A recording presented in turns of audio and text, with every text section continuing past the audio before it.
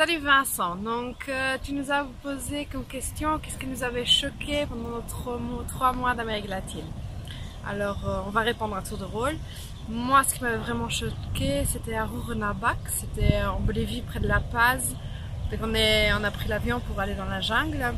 En fait on ne vous a pas montré mais il y avait vraiment beaucoup d'enfants sans abri. Donc ils allaient par groupe, c'était une dizaine, mais vraiment tous les âges, quoi, de 10 à 3-4.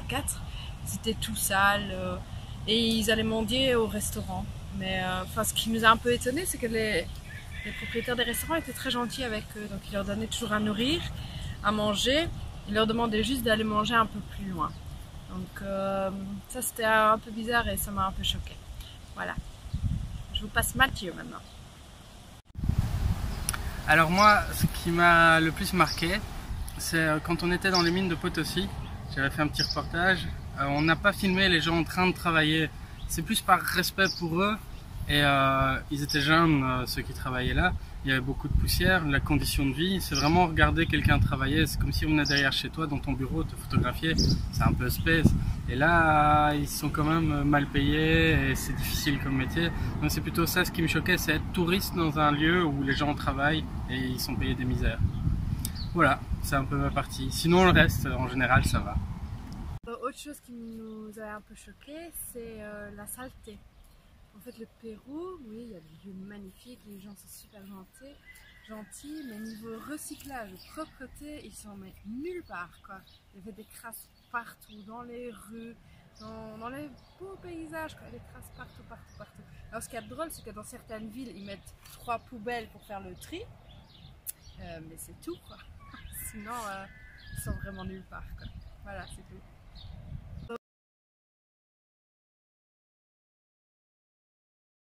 Alors les enfants, qu'est-ce qui vous a le plus impressionné jusqu'à présent?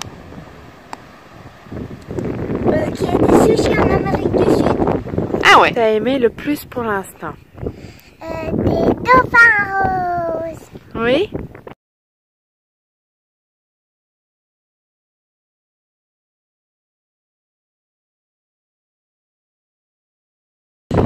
Bon les enfants, alors vous ressentez comment les pays qui sont quand même très différents de chez nous, où les chambres sont pas pareilles, les cuisines sont pas pareilles, dormir dans des auberges de jeunesse? Oui, c'est chouette. T'aimes bien? Ouais. Pourquoi? Comme des Français, alors c'est chouette.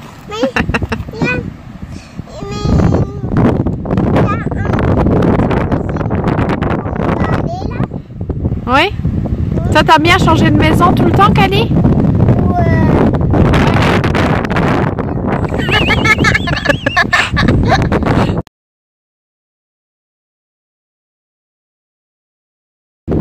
Alors les enfants, Maggie demande comment vous vous en sortez avec les décalages horaires. On n'est pas.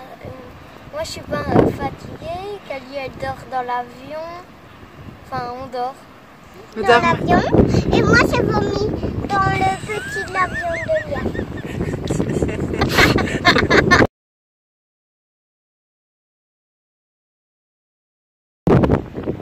Salut Célia, alors Célia demande si on allait écrire un livre. C'est pas prévu pour l'instant. Et puis c'est Jess qui écrit, moi je fais des photos. Ça prend énormément de temps d'écrire le blog, Facebook et tout ça.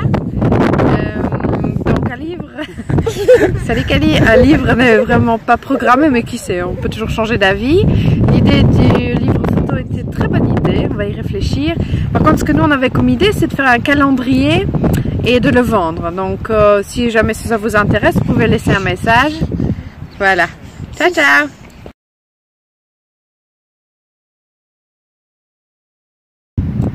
Salut Julie, alors on n'a pas encore trouvé le pays pour s'installer, hein. On a vu des paysages franchement magnifiques, comme tu peux voir dans l'arrière-plan.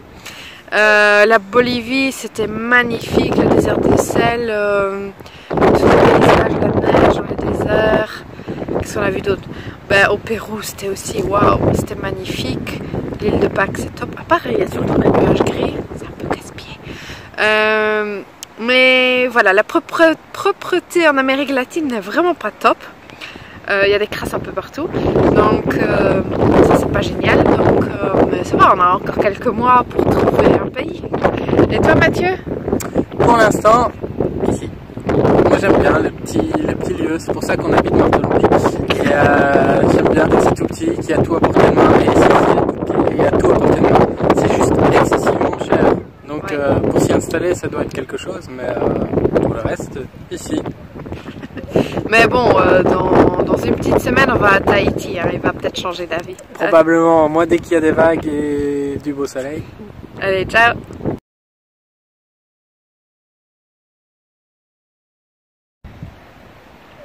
Alors Marianne demande si on comprend et parle l'espagnol. Salut maman d'ailleurs. No entiende nada. Sí, ma, ¿cómo te llamas? No sé, Mathieu. Ah, muy bien, muy bien. ¿De dónde estás? De Bélgica. Oh, yo soy de Luxemburgo. ¿Cuántos años tienes? 40. Ah, ça va. Ça ressemble Donc, on se débrouille un peu. Des fois, il y a des mots qu'on ne comprend pas. On a des mains pour les dire. Voilà. Tu veux changer l'ampoule? Ça marche. Voilà, donc il y a toujours moyen de se débrouiller. Et tout va bien. On comprend. Allez, c'est...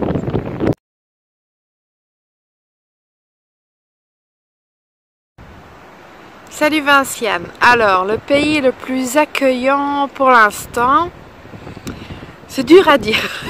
Ils étaient tous franchement super accueillants. Ce qu'on trouvait, c'est qu'au Pérou, au guichet ou quoi, ils tiraient toujours la tronche. Et quand on est passé au Bolivie, ils étaient souriants.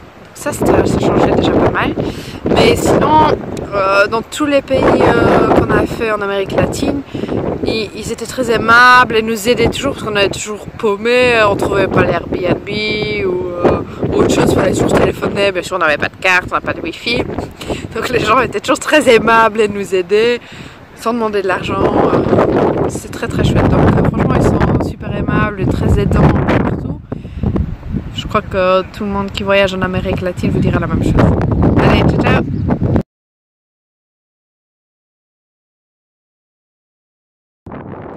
Salut Caroline! Alors, t'as demandé pour les cocktails. Bon, je t'avoue que je n'ai pas bu beaucoup d'alcool en Amérique latine, comme Mathieu ne boit pas et que on voyage avec des enfants.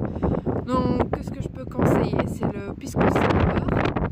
C'est une spécialité du Pérou et du Chili. De petits verres comme ça et je sais même pas, je crois que c'est à base de raisin, c'est un peu sûr comme ça et au-dessus tu as de l'œuf battu et ça se boit comme un shot, c'est super bon.